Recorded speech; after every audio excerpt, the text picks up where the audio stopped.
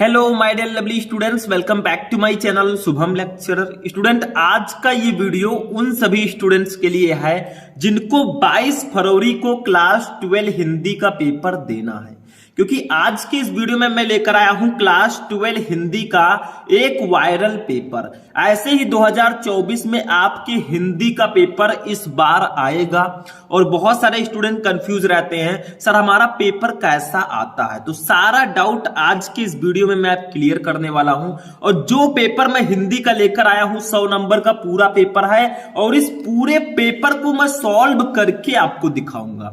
तो ये वीडियो बहुत ही ज्यादा इंपॉर्टेंट है। बोर्ड एग्जाम देने जाने से पहले इस पेपर को सॉल्व करके जाना, क्योंकि इस पेपर में ऐसे बहुत सारे क्वेश्चन हैं जो आपके हिंदी में 80 से 90 नंबर क्लियर करा सकते हैं। सच में कह रहा हूं, ठीक है। तो चलिए आज का ये वीडियो स्टार्ट करते हैं। इस वीडियो को लाइक कर देना, चैनल पर नए चैनल को सब्सक्राइब कर लेना, ताकि ऐसे ही मैं आपको सभी सब्जेक्ट के पेपर प्रोवाइड करवा सकूं। तो देखिए यहां पे क्लास 12 हिंदी, यहां पे अनुक्रमांक आपका रहेगा जो आपको लिखना होगा, नाम अपना लिखना होगा, कॉपी में नहीं पेपर में, ठीक है। यहां पे पेपर कोड ऐसे रहेगा, समय आपके पास 3 घंटे 15 मिनट, पूर्णांक आपका 100 नंबर का रहेगा। अब देखिए आपका जो हिंदी का पेपर है ये 2 खंडों में डिवाइड रहता है, खंड का और खंड खा। तो ये तो कुछ सामान्य जानकारी थी जो आपको देना था। अब हम ये जानते हैं कि पेपर कैसा आएगा, हम सॉल्यूशन के साथ बताएंगे। जितने भी स्टूडेंट 22 फरवरी को एग्जाम देंगे खूब ध्यान से इस वीडियो को देखिएगा। देखिए कुछ निर्देश हैं। प्रारंभ के 15 मिनट परीक्षार्थियों को प्रश्न पत्र पढ़ने के लिए निर्धारित हैं। स्टार्टिंग के 15 मिनट आपको प्रश्न पत्र को खूब ध्यान से पढ़ना है।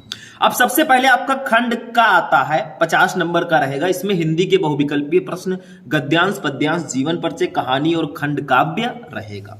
देखो ऑब्जेक्टिव क्वेश्चन जो है ये 10 नंबर का टोटल आता है। एक एक नंबर का एक एक क्वेश्चन, 10 बहुविकल्पीय प्रश्न रहेंगे, 10 नंबर। देखो फर्स्ट का है वासुदेव शरण अग्रवाल की कृति है। इसमें से कौन सी रचना है जो वासुदेव शरण अग्रवाल जी की है, बताइए। आप लोग कमेंट करके इसका आंसर दे दिया करो। जैसे मैं क्वेश्चन पढ़ता हूं आपका आंसर आ जाना चाहिए, तभी आप ब्रिलियंट माने जाएंगे।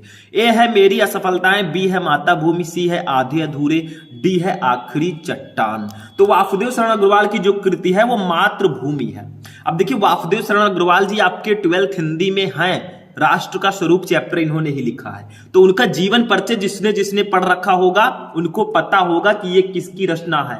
तो यही मैं कहता हूं जीवन परिचय पढ़ो तो उनकी रचनाओं को खूब अच्छे से पढ़ो, क्योंकि उनकी रचनाओं से रिलेटेड ऑब्जेक्टिव क्वेश्चन आते हैं, ठीक है।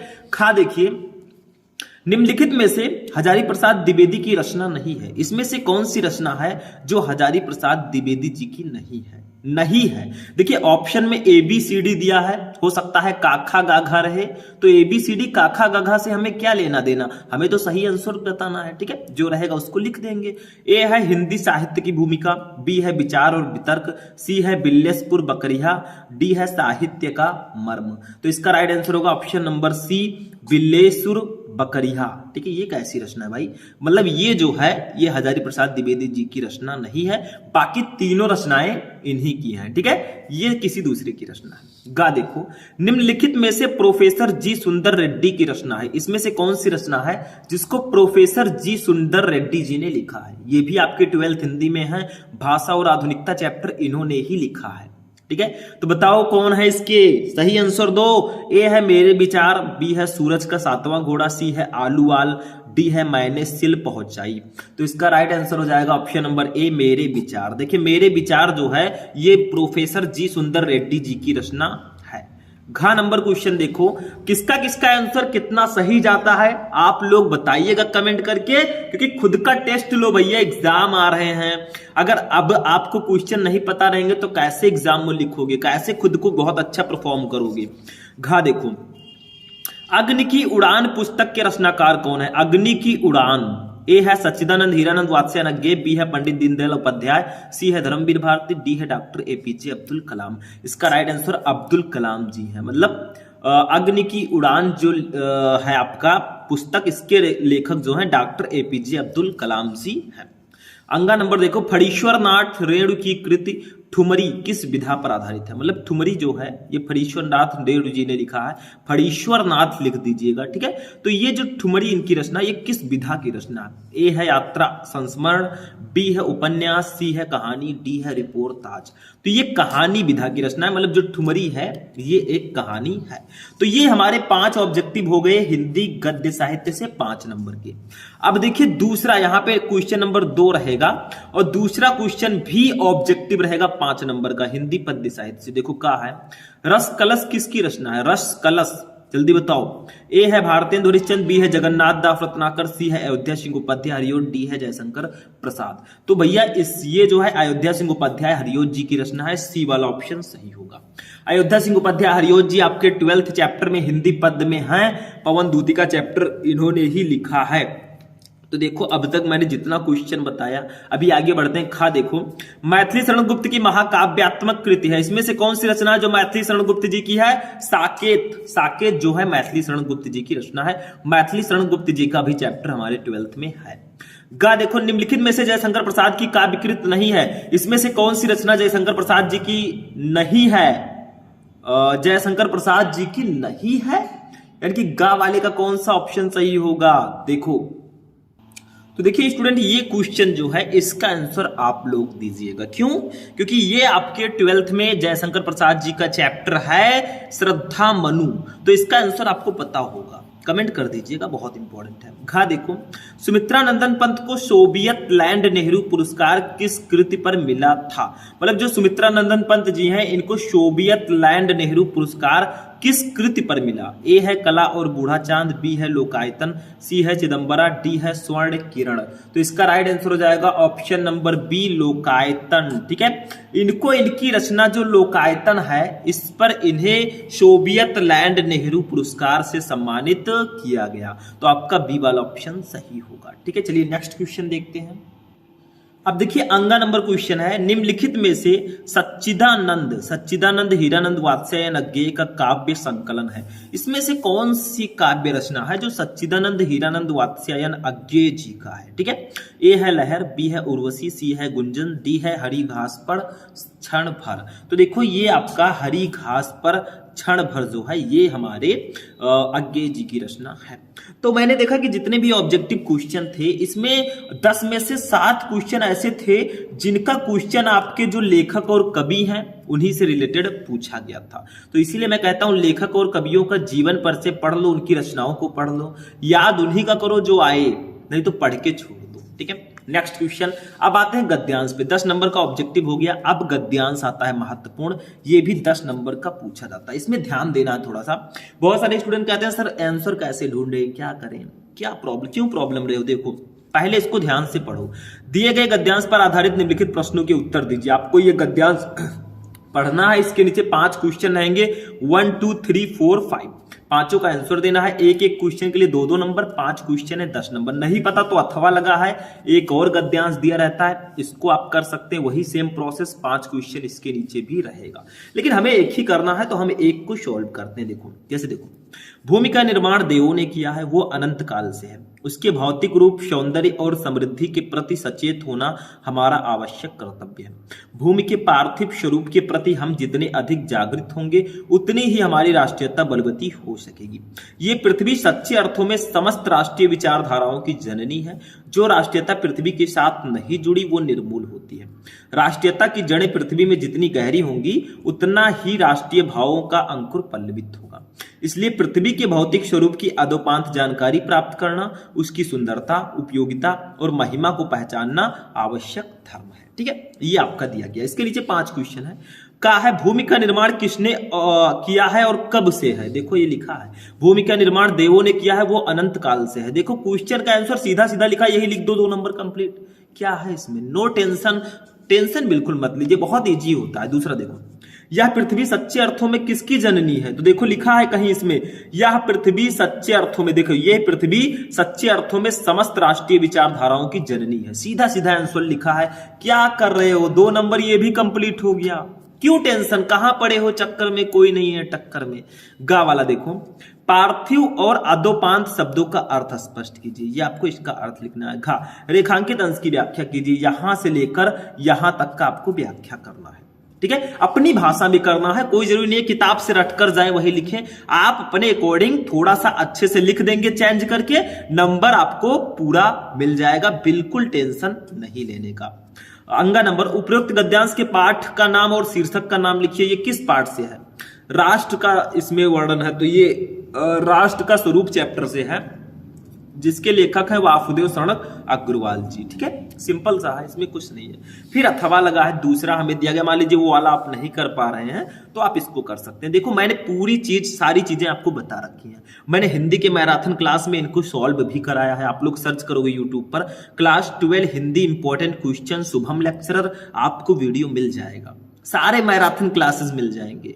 और मैंने कॉपी लिखना भी आपको बताया, सर्च करोगे यूट्यूब पर हिंदी की कॉपी कैसे लिखें शुभम लेक्चरर, पूरी कॉपी मैंने लिखना बताया है, जाकर सर्च करके देख लो, वो देख लेगो टॉपर बन जाओगे। देखो भगवान बुद्ध ने मार विजय के बाद वैरागियों की पलटन खड़ी की थी। देखो एक मैंने समझा दिया, एक आप खुद से करिए, मतलब आपको एक ही करना होगा। ये जो हमारा है मैं ये बता देता हूं किस चैप्टर का है, ये अशोक के फूल चैप्टर का है, इसके लेखक हैं हजारी प्रसाद द्विवेदी जी। ठीक है, आप खुद भी ट्राई कीजिए, मैं पेपर आपको समझा रहा हूं कैसा पेपर आएगा, किस प्रकार से आपको सॉल्व करना है, ऐसा मैं ट्रिक बता रहा हूं। अब चलिए पद्यांश पे चलते हैं। चौथा क्वेश्चन, दिए गए पद्यांश पर आधारित निम्नलिखित प्रश्नों के उत्तर दीजिए 10 नंबर। देखो इस पद्यांश को ध्यान से पढ़ते हैं, बहुत ही प्यारा सा एक पद्यांश है, पवन दूती का चैप्टर से है, इसके कवि अयोध्या सिंह उपाध्याय हरिओत जी हैं। इसमें भी आपको पद्यांश दिया रहेगा, उसके नीचे 5 क्वेश्चन रहेंगे, 5 में से किसी 5 को आंसर तो 10 नंबर ले जाओ। देखो मेरे प्यारे नौ जलद से कंज से नेत्र वाले, जाके आए न मधुवन से और न भेजा संदेशा, मैं रो रो के प्रिय विरह से बावली हो रही हूँ, जाके मेरी सब दुख कथा श्याम को तू सुना दे, ज्यों ही मेरा भवन तज तू अल्प आगे बढ़ेगी, शोभावली सुखद कितनी मंज कुंजे मिलेंगी, प्यारी छाया मृदुल स्वर से मोह लेंगी तुझे वे, तो भी मेरा दुख लग वहां जाना विश्राम लेना। मतलब श्री कृष्ण जी जो है मथुरा चले गए थे और राधा जी बहुत परेशान हो रही थी, तो राधा जी ने पवन को अपना दूत बनाकर, पवन का मतलब जो वायु होता है उसको अपना दूत बनाकर श्री कृष्ण जी के पास भेजना चाहती है। वो कहती है पवन से, मेरे प्यारे नौ जलद से कंज से नेत्र वाले, मेरे प्यारे मेरे प्रिय नौ जलद नवीन बादलों के समान से कंज से नेत्र वाले, कंज का मतलब होता है कमल, और कमल सदृश नेत्र वाले श्री कृष्ण जी जाके आए न मधुवन से, वो मथुरा चले गए और अभी तक नहीं आए हैं, और न भेजा संदेशा और ना ही कोई संदेशा भेजा। वो कहते हैं मेरे प्यारे श्री कृष्ण नवीन बादलों के समान शरीर वाले और कमल की समान नेत्र वाले मेरे श्री कृष्ण जी मथुरा चले गए और वो अभी तक वापस नहीं आए हैं और ना ही कोई संदेशा भेजा। वो ऐसा कह रही हैं, मैं रो रो के प्रिय विरह से बाउली हो रही हूँ, मैं रो रो कर श्री कृष्ण जी के विरह से बाउली यानी कि पागल होती जा रही हूँ, जाके मेरी सब दुख कथा श्याम को तू सुना दे। फिर वो कहती है पवन से, जाओ और मेरी सारी दुख कथा श्याम को तुम सुना दो, ज्यों ही मेरा भवन तज तू अल्प आगे बढ़ेगी। फिर वो कहती है जैसे ही तू मेरे भवन को मेरे महल को त्याग कर थोड़ा आगे बढ़ेगी, शोभावली सुखद कितनी मंज कुंजे मिलेंगी,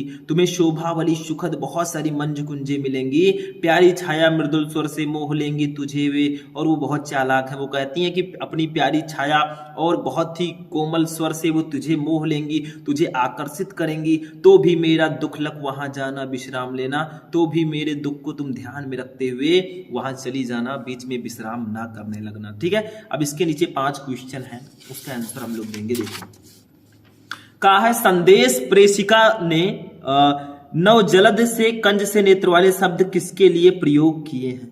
मतलब जो संदेश भेज रही हैं हमारी राधा जी, वो किसके लिए इस शब्द का उन्होंने यूज किया है, नव जलद से कंज से नेत्र वाले, ये श्री कृष्ण जी के लिए यूज किया। तो लिख दो, संदेश प्रेषिका ने नव जलद से कंज से नेत्र वाले शब्द श्री कृष्ण जी के लिए प्रयोग किया है। खा देखो, मधुवन जाकर किसने कोई संदेशा नहीं भेजा, लिख दो मधुवन जाकर श्री कृष्ण जी ने कोई संदेशा नहीं भेजा। गा देखो, बाउली और अल्प शब्दों का अर्थ स्पष्ट करो। देखो बाउली का अर्थ होता है पागल, ठीक है, और अल्प का अर्थ होता है थोड़ा। ठीक है, अब देखिए स्टूडेंट, इसमें घा वाला क्वेश्चन है, रेखांकित अंश की व्याख्या कीजिए। मतलब इस कविता में जो ये 2 लाइनें हैं, ज्यों ही मेरा भवन तज तू अल्प आगे बढ़ेगी, शोभावली सुखद कितनी मंज कुंजे मिलेंगी, इतने का अपने शब्दों में व्याख्या करना है। मतलब राधा जी कह रहे हैं जैसे ही तुम मेरा महल छोड़कर थोड़ा आगे बढ़ोगी तो तुम्हें बहुत सारी शोभावली सुखद मंज कुंजे मिलेंगी। ठीक है, आगे देखो, उपरोक्त पद्यांश से संबंध कविता का शीर्षक तथा उसके रचयिता का नाम लिखिए। देखिए ये पवन दूतिका से है, इसके कवि हैं अयोध्या सिंह उपाध्याय हरिओज जी। ठीक है, तो संदर्भ लिखकर लिख देना, नहीं पता है तो अथवा लगा है। ये दूसरा, सुख भोग खोजने आते सब आए तुम करने सत्य खोज, जग की मिट्टी के पुतले जन तुम आत्मा के मन के मनोज, जड़ता हिंसा अस्पर्धा में भर चेतन अहिंसा नम्र ओज, पशुता का पंकज बना दिया तुमने मानवता का सरोज। किस चैप्टर से बताओ? ये बापू के प्रति एक चैप्टर है, उस सुमित्रानंद पंत जी ने लिखा है, उसका ये है। ठीक है, तो ये आपका क्वेश्चन हो गया, इसका आंसर आपको लिखना है। 5 नंबर क्वेश्चन पे आते हैं भैया। देखो ये आपका जीवन परिचय है। देखो, निम्नलिखित में से किसी एक लेखक का साहित्यिक परिचय देते हुए उनकी प्रमुख कृतियों का उल्लेख कीजिए। आपसी शब्दों में आपको लिखना है, 5 नंबर आपको मिलेगा। 3 लेखक हैं, वासुदेव शरण अग्रवाल, डॉक्टर हजारी प्रसाद द्विवेदी और डॉक्टर एपीजे अब्दुल कलाम। हमने बताया है कि यही 3 ज्यादा इंपॉर्टेंट है। देखो ये वासुदेव शरण अग्रवाल और हजारी प्रसाद द्विवेदी, और एक आप पढ़ लीजिएगा हरिशंकर प्रसाद जी का, यही 3 सबसे ज्यादा इंपॉर्टेंट हैं। ठीक है, ये ध्यान रखिएगा, तो इन्हीं को पढ़ लेंगे, 5 नंबर कंप्लीट। देखो कैसे लिखते हैं जीवन परिचय, सर्च कर लो, क्लास 12 हिंदी इंपॉर्टेंट जीवन परिचय शुभम लेक्चरर, वीडियो मिल जाएगा। पूरा जीवन परिचय मैंने एक ही वीडियो में पढ़ा रखा है। नहीं पढ़ रहे हो, गलती आपकी है, फिर से मैं यहां पे पढ़ाता, आपका ही टाइम वेस्ट होता। आप सर्च करके देखो, ठीक है, क्योंकि मेरा काम है आप लोगों के लिए नई नई चीजें, नए नए टॉपिक्स खोज कर लाना जो एग्जाम में आए। ठीक है, आगे देखो, निम्नलिखित में से किसी एक कवि का साहित्यिक परिचय देते हुए उनकी प्रमुख कृतियों का उल्लेख कीजिए। 80 शब्द में लिखना है, 5 नंबर। ये कवि हैं, इसमें मैत्री शरणगुप्त, महादेवी वर्मा, सच्चिदानंद, हीरानंद, वात्स्यायन। इसमें मैंने बताया था जयशंकर प्रसाद जी इंपॉर्टेंट है, महादेवी वर्मा जी इंपॉर्टेंट है, रामधारी सिंह दिनकर जी, ये 2-3 काफी ज्यादा इंपॉर्टेंट है, इनको पढ़ लीजिएगा। ठीक है, इनका भी मैंने जीवन परिचय बताया, तो ये हो गया। 6 नंबर क्वेश्चन है, पंचलाइट अथवा बहादुर कहानी का सारांश लिखिए। अधिकतम शब्द सीमा 80 रहेगा, मतलब पंचलाइट या बहादुर कहानी का आपको सारांश लिखना है। मैंने पहले ही बताया कि पंचलाइट और बहादुर कहानी बहुत इंपॉर्टेंट है, इसी को जो पढ़ लेगा वो 5 नंबर कंप्लीट कर लेगा। मतलब पंचलाइट कहानी का उद्देश्य, पंचलाइट कहानी का सारांश, और बहादुर कहानी का उद्देश्य, बहादुर कहानी का सारांश, ये अगर पढ़ लेते हो तो आपका भैया नंबर बिल्कुल पक्का रहेगा, 5 नंबर। ठीक है, हालांकि इसमें बहुत ऑप्शन होते हैं, 4 टॉपिक हैं, 4 में से एक करना। देखो, पंचलाइट अथवा बहादुर कहानी का सारांश लिखो, दोनों में से किसी एक कहानी का सारांश लिखो, दोनों नहीं पता तो अथवा लगा है। ध्रुव यात्रा अथवा बहादुर कहानी के उद्देश्य पर प्रकाश डालो, मतलब 4 ऑप्शन है, चाहे आप पंचलाइट कहानी का सारांश लिखो, चाहे बहादुर कहानी का सारांश लिखो, चाहे ध्रुव यात्रा कहानी का उद्देश्य लिखो, चाहे बहादुर कहानी का उद्देश्य। बहुत ईजी होता है ये मेरे अकॉर्डिंग, तो पढ़ लो आप बहादुर कहानी का सारांश और बहादुर कहानी का उद्देश्य, और पंचलाइट कहानी का सारांश, पंचलाइट कहानी का उद्देश्य, आपका नंबर कंप्लीट है। ठीक है, अब हम लोग आगे बढ़ेंगे, इसको हटाएंगे। नेक्स्ट टॉपिक है स्वपठित खंड काव्य। स्वपठित खंड काव्य के आधार पर किसी एक खंड के एक प्रश्न का उत्तर दो, 5 नंबर। ये स्वपठित होता है, खुद से पढ़ना होता है, ये आपको कोई नहीं पढ़ाता, और ये जिला वाइज होता है। कुछ जिलों में मुक्ति यज्ञ होगा, किसी में सत्य की जीत होगा, तो किसी में रश्मि रथी, किसी में आलोक व्रत, किसी में त्यागपथी, किसी में श्रवण कुमार। मतलब इसको कुछ जिलों में त्यागपथी होगा तो कुछ जिलों में श्रवण कुमार होगा। जैसे हम जहां से हैं वहां त्यागपथी है। ठीक है, तो त्यागपथी जो है वो आप अपने जिले में देख लीजिएगा, क्वेश्चन बैंक में या फिर किसी बुक में, या टीचर से अपने पूछ लीजिएगा, सर हमारे यहाँ खंड काव्य कौन सा है, वो बता देंगे। ठीक है, ये ध्यान रखिएगा, दूसरे का मत लिखिएगा। ठीक, ये आपका खंड का कंप्लीट हुआ। 50 नंबर का पेपर, 10 नंबर का बहुविकल्पीय, 10 नंबर का गद्यांश, 10 नंबर का पद्यांश, 10 नंबर का जीवन परिचय, और 10 नंबर में आपकी कहानी और खंड काव्य। ठीक है, अब हम खंड खा पे आएंगे। देखो इस पे आते हैं, ये स्टार्ट होगा हिंदी संस्कृत के गद्यांश पद्यांश से, ये स्टार्ट होता है। देखो 8वें का क्या है, दिए गए संस्कृत गद्यांशों में से किसी एक का ससंदर्भ हिंदी में अनुवाद करो, 7 नंबर का ये आता है। देखो, संस्कृतस्य साहित्यम सरसम व्याकरण रस सुनिश्चितम, संस्कृत का साहित्य बहुत ही सरस है और व्याकरण इसका सुनिश्चित है। मतलब ये हमारे किस चैप्टर का है, संस्कृत भाषा या महत्वम। तो लिख दो, प्रस्तुत गद्यांश हमारी पाठ्य पुस्तक हिंदी संस्कृत के संस्कृत भाषा या महत्वम पाठ से अवतरित है, 7 नंबर कंप्लीट। नहीं पता तो अथवा लगा है। देखो दोनों में से एक ही करना होगा, इसका आपको संदर्भ लिखकर हिंदी अनुवाद करना है। तो हिंदी संस्कृत के गद्यांश में पहले भी बता चुका हूं। महामना विद्वान वक्ता धार्मिको नेता पट पत्रकार आश्चित परमश सर्वोच्च गुणा जन सेवो आसीत यत्र कुत्रा भयम जनान दुखिताम पीड़े बरस्ट करना। ठीक है, हो गया। तो ये आपका है महामना मालविया चैप्टर का। तो मैंने बताया है हिंदी संस्कृत के गद्यांश के लिए पंचशील सिद्धांत, महामना मालविया, संस्कृत भाषा या महत्व और जातक कथा, ये 4 चैप्टर बहुत ही ज्यादा इंपॉर्टेंट है, ये ध्यान रखिएगा। अब देखिए संस्कृत पद्यांश पे आते हैं। खा दिए गए श्लोकों में से किसी एक का संदर्भ हिंदी में अनुवाद करो 7 नंबर। जैसे नामे रोचते भद्रम व उलूकस्य विशेषणम आक्रुद्धस्य मुखम पश्यम कथम क्रुद्धो भविष्यति। ठीक है, यानी कि ये आपका हो जाएगा उलूक जातकम से है, ये आपके जातक कथा का एक उल्लूक जातकम शीर्षक है, उसी से ये लिया गया है। ठीक है, और अथवा लगा है भैया, ये देखो हमारा दूसरा पद्यांश आ गया। ना चौरहार्यम ना राजहार्यम ना भ्रातृ भाज्यम ना च भार्यकारी बेकृते वर्धत एवं नित्यम विद्याधनम सर्वधनम प्रधानम। ठीक है, यानी कि कहा जा रहा है ना उसे चोर चोरी कर सकता है, ना कोई राजा छीन सकता है, ना कोई भाई जो है वो बांट सकता है। ठीक है, तो क्या है विद्या, विद्या जो धन है उसको कोई नहीं बांट सकता। विद्या जो है वो आपके अंदर सरस्वती माता वास करती है। ठीक है, तो मतलब ये हमारे सुभाषित रत्नानी चैप्टर से, और सुभाषित रत्नानी चैप्टर में ही पूरा श्लोक है।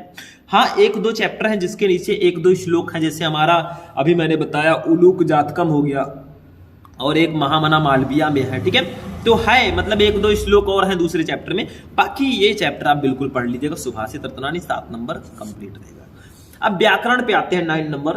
निम्नलिखित मुहावरे और लोकोक्तियों में से किसी एक का अर्थ लिखकर वाक्य प्रयोग कीजिए। आपको 4 मुहावरे दिए गए हैं, 4 में से किसी एक का अर्थ लिखकर वाक्य प्रयोग करना है। जैसे देखो, अधजल गगरी छलकत जाए, यानी कि जिसके पास थोड़ा ज्ञान होता है, बहुत बोलता है। ठीक है, खा कलई खुलना, कलई खुलना का मतलब होता है भेद प्रकट होना। पानी पानी होना, यानी कि बहुत शर्मिंदा होना। ठीक है, आम के आम गुठलियों के दाम, यानी कि दोहरा लाभ। ठीक है, तो ये आपका हो जाएगा मुहावरे एवं लोकोक्तियां, लेकिन सिर्फ अर्थ नहीं लिखना, वाक्य प्रयोग भी लिखना है। जैसे देखो, आम के आम गुठलियों के दाम, यानी कि दोहरा लाभ। देखो, रमेश ने चावल तो अच्छे दामों पर बेचे ही थे, साथ में उसकी भूसी को बेचकर भी उसने अच्छे खासे पैसे कमा लिए। इसी को कहते हैं आम के आम गुठलियों के दाम। बस ऐसे लिख देना, क्या है इसमें, एक ही करना है, 4 में से कर सकते हैं। 10वां देखो, ये टॉपिक अपठित गद्यांश है और ये टॉपिक इस बार नया है। ठीक है, क्योंकि पहले संधि विच्छेद विभक्ति और वचन होता था। देखो, अपठित गद्यांश पर आधारित निम्नलिखित प्रश्नों का उत्तर दीजिए। 5 नंबर का रहेगा, मतलब एक गद्यांश दिया गया, उसके नीचे 3 क्वेश्चन है, 1 2 3, 5 नंबर का रहेगा। और कभी कभी 5 ऑब्जेक्टिव क्वेश्चन आ जाते हैं। ठीक है, इसी से रिलेटेड, तो उसको भी लिख देना है आंसर 5 नंबर का। देखो, आजकल दूरदर्शन पर आने वाले धारावाहिक देखने का प्रचलन बढ़ गया है। बाल्यावस्था में यह शौक अच्छा नहीं है। दूरदर्शन पर दिखाए जाने वाले धारावाहिकों का स्तर बहुत ही घटिया होता है। उनमें अश्लीलता, अनास्था, फैशन तथा नैतिक बुराइयां अधिक देखने को मिलती हैं। अभी बालक मानसिक रूप से परिपक्व नहीं होते, इस उम्र में भी वे देखेंगे, उसका प्रभाव निश्चित ही उनके दिमाग पर अंकित हो जाएगा।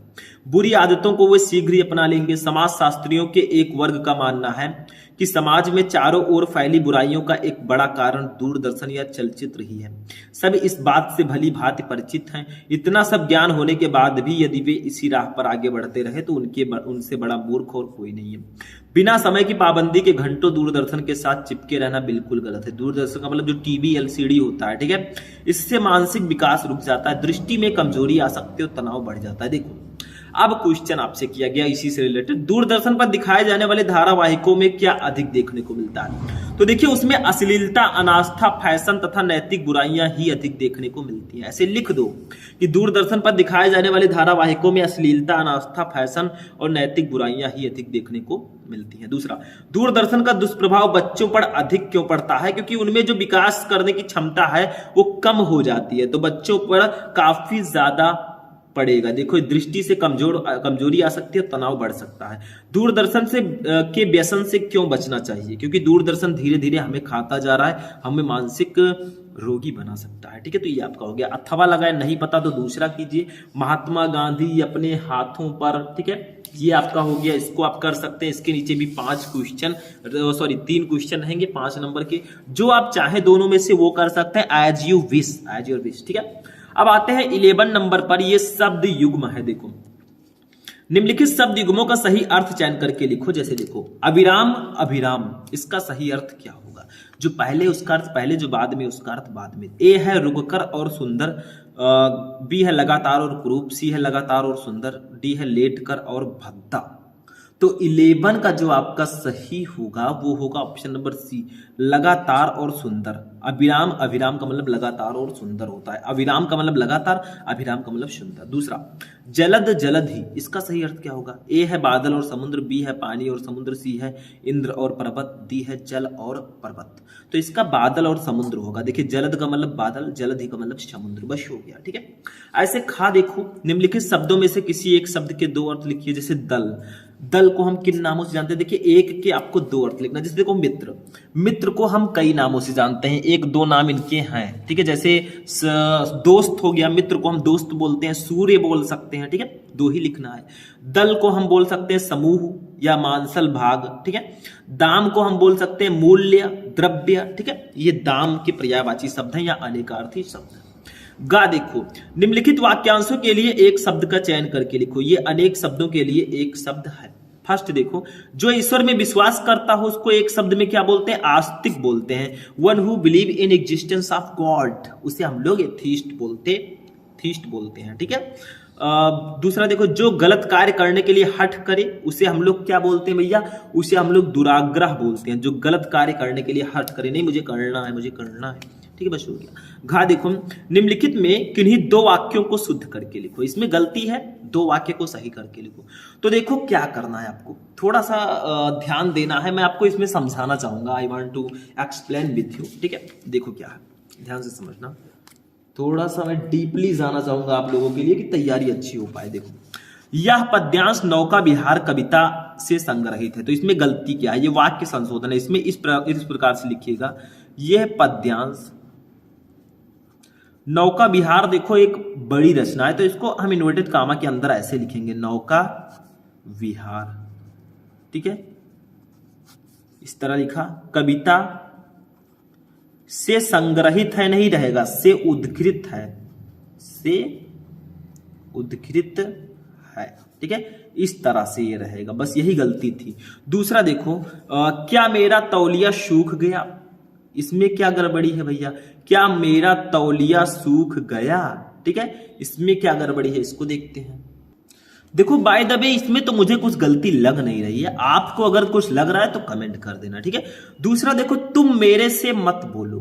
तीसरा, तुम मेरे से मत बोलो, मेरे से नहीं, तुम मुझसे मत बोलो, मेरे से की जगह पर मुझसे कर देना।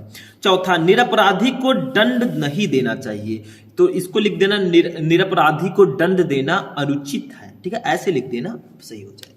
ऐसे ही आपको एक ही दो ही करना है, चार में से शुद्ध कर सकते हैं, कोई दिक्कत नहीं है। अब आते हैं 12 का वीर रस अथवा करुण रस का लक्षण और उदाहरण लिखिए। मतलब वीर रस या करुण रस, दोनों में से किसी एक की परिभाषा और उदाहरण लिखना है। तो खा, श्लेष अथवा उत्प्रेक्षा अलंकार का लक्षण और उदाहरण लिखिए। श्लेष अलंकार या उत्प्रेक्षा अलंकार, किसी एक का आपको लक्षण के साथ उदाहरण लिखना है, परिभाषा और उदाहरण। गा, दोहा अथवा कुंडलिया छंद का लक्षण और उदाहरण लिखिए। दोहा या कुंडलिया, दोनों में से किसी एक का परिभाषा और उदाहरण लिखना है और मात्राओं को गिनकर भी बताना है।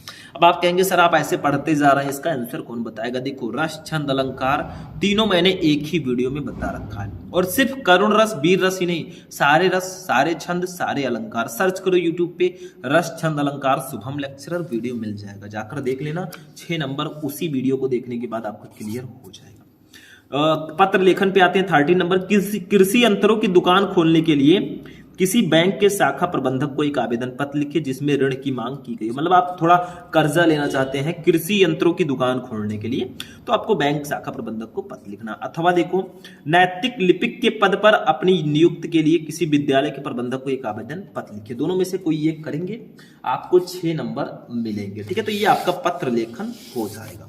पत्र कैसे लिखते हैं, इंपॉर्टेंट पत्र कौन कौन से, वो भी मैंने आपको बता रखा है। कुछ ऐसा नहीं है जो मैंने आपको नहीं बताया है। सर्च करोगे यूट्यूब पर क्लास 12 हिंदी इंपॉर्टेंट पत्र लेखन शुभम लेक्चरर, आपको वीडियो मिल जाएगा। मतलब कोई भी टॉपिक सर्च करना है, पीछे शुभम लेक्चरर लगा दो। अब आते हैं हम निबंध पे। भैया ये 9 नंबर का आता है। कितने? 9। निम्नलिखित विषयों में से किसी एक पर अपनी भाषा शैली में निबंध लिखो। का है किसान जीवन की त्रासदी, खा है मुंशी प्रेमचंद का कथा साहित्य में योगदान, गा है विज्ञान वरदान या अभिशाप, खा है राष्ट्रीय एकता आज की अनिवार्य आवश्यकता, अंगा है विद्यार्थी जीवन में अनुशासन का महत्व। इनमें से किसी एक पर अगर आप लोग अच्छे से निबंध लिख देते हैं तो आपको 9 नंबर दे दिया जाएगा। ठीक है, तो ये आपका पूरा प्रोसेस था। इसमें आपको जो भी गड़बड़ी थी वो मैंने, जो भी पेपर पूरा आपका था 100 नंबर का पूरा मैंने बता दिया। ठीक है, तो इस तरह से इस बार आपके हिंदी का पेपर आएगा, ये ध्यान में रखना है। और ये पेपर काफी ज्यादा इंपॉर्टेंट है, तो इस पेपर को आप लोग सॉल्व करके जाना। अभी आगे मैं आपको बहुत सारे क्वेश्चंस प्रोवाइड कराऊंगा, बहुत सारी क्लासेस दूंगा, तो हमारे साथ लगातार बने रहे। इस वीडियो को लाइक कर देना, चैनल पर नए चैनल को सब्सक्राइब कर लेना। हम लोग मिलेंगे नेक्स्ट वीडियो में, और आप लोग कमेंट करके बता देना कि आपको आगे किस टॉपिक पर वीडियो चाहिए। जिस टॉपिक को और जिस सब्जेक्ट को आप बताएंगे उसी टॉपिक और उसी सब्जेक्ट के अकॉर्डिंग हम आपको वीडियोस प्रोवाइड कराएंगे, क्योंकि आप जो कहेंगे वही करेंगे। तो आज की क्लास यहीं पर फिनिश होगी, मिलते हैं नेक्स्ट वीडियो में नेक्स्ट टॉपिक के साथ। तब तक के लिए जय हिंद।